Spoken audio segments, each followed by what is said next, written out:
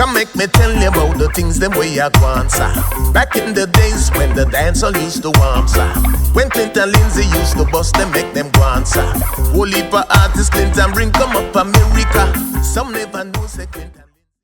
Hi, welcome to another episode of Now You Know with Clinton Lindsay. I want to thank you all for visiting my YouTube channel and for sharing, liking, subscribing, and leaving comments. I really appreciate it, really enjoy it. This time I'm going to take you back to December of 1983. I was just winding down my first tour, my first personal tour, and it started in September. I had Peter Metro, Lady Ann, Philip Fraser, Madu, John Wayne, Jim Brown, and Burro Banton. I had 6 under control in the Bronx, and Madu was staying with relatives in Brooklyn or Queens. I was responsible for 6 of the 7. At the end of the tour, I wasn't too happy. It took a lot out of me and my family, and having 6 adults to supervise, people I was just meeting, it took its toll.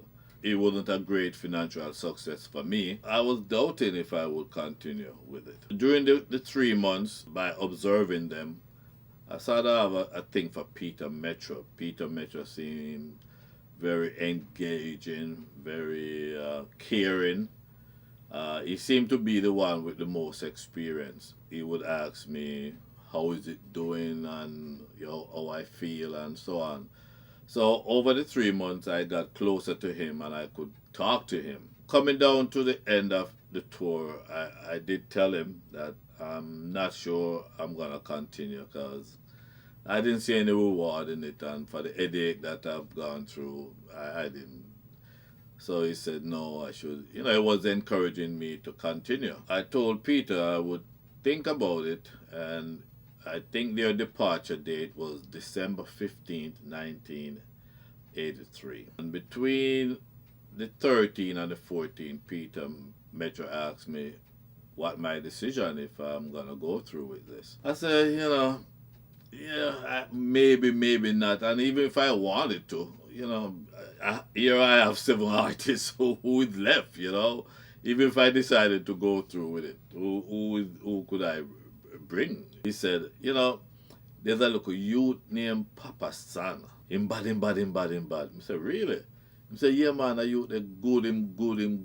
He's the only artist that Leng has put on Sting from the beginning. And Sting started 1980, and now we're talking 1983. But Peter said that this guy has no hit song, but he's a good DJ, and as a matter of fact, a lot of the established DJs are a bit afraid of him. They don't want to challenge him because he's so good. I'm saying, wow. So I told Metro I've never heard of him. He said, yeah, he come from Spanish Town. I'm like, Spanish Town? What do you mean he's from Spanish Town? Spanish Town, my base. He said, yeah, man, a Spanish Town. I said, come on, Peter. If he's from Spanish Town, I would have heard of him.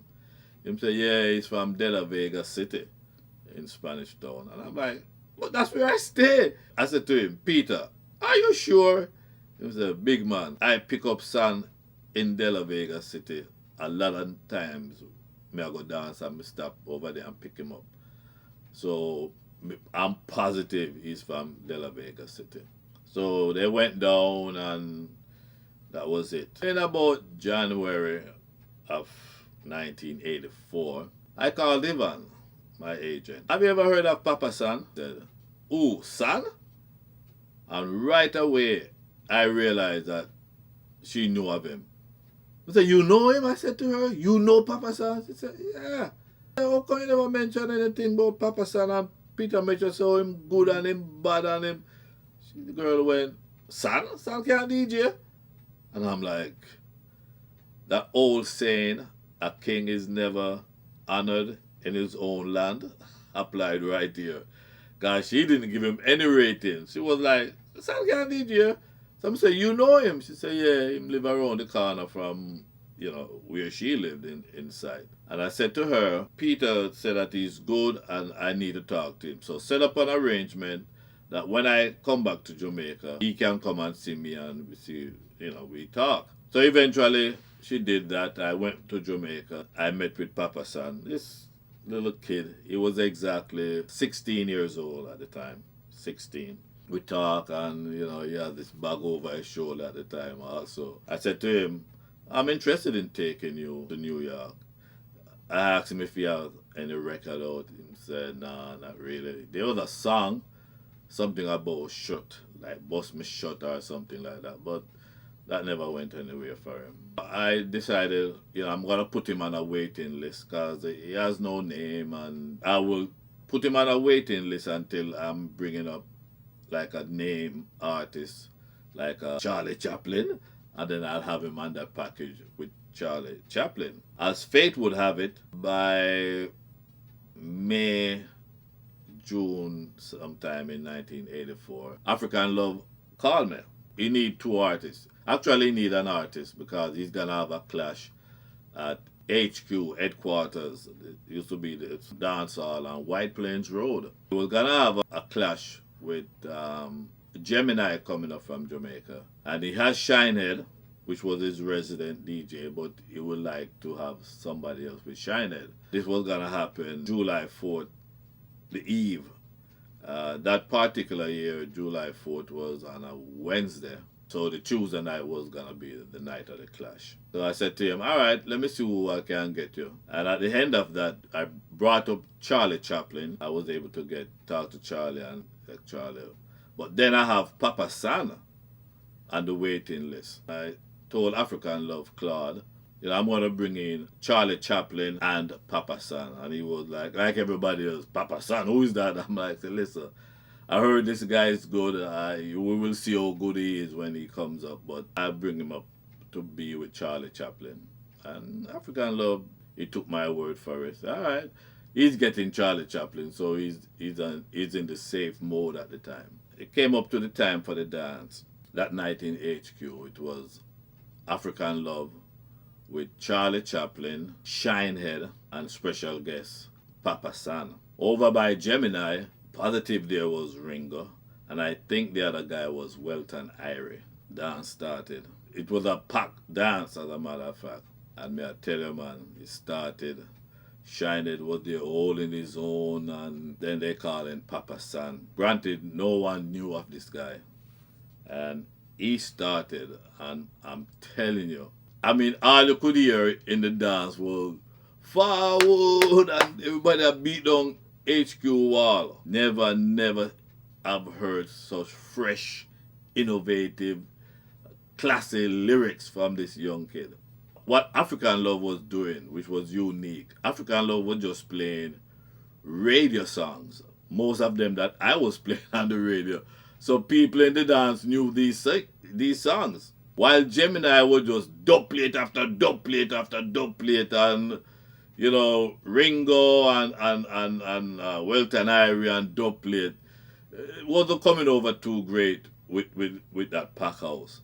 And when African Love started to play again, it was just song that Philip Smart was playing, Gil Bailey was playing, and it was just mashing up the place, beating the heck out of Gemini. At one point, Papa San Shinehead versus Johnny Ringo and Welton Irie. Charlie Chaplin was sipping on this beer or stout, whatever it was. And I went over to him and I asked him if he's ready, because he's the freshest of all. Other than Papa San, it was one of his first. Not with Josie Wales, but by himself. And he was like, nah, man, I chill my little youth. They look how the youth to handle the veterans, them. Or something to that effect. And he was just relaxing. And I told him eventually he will have to go up there. But Charlie Chaplin did not want to go the time when I came to him, because he was enjoying the dance and he saw what Papa San was doing to these guys. That was it. The dance done, and boy, everybody say African Love killed Gemini. The next day, about 2 o'clock, I got a call from Earl Moody from Moody's Records in the Bronx. Earl Moody said, yo, Clinton, what happened at HQ last night? I said, like what? The dance went up, there was no incident. He said, no, I know that, but since this morning, at least 100 people have come come to the store and ask for tape of this little youth where them say you carry come in named Papa San. I said, really?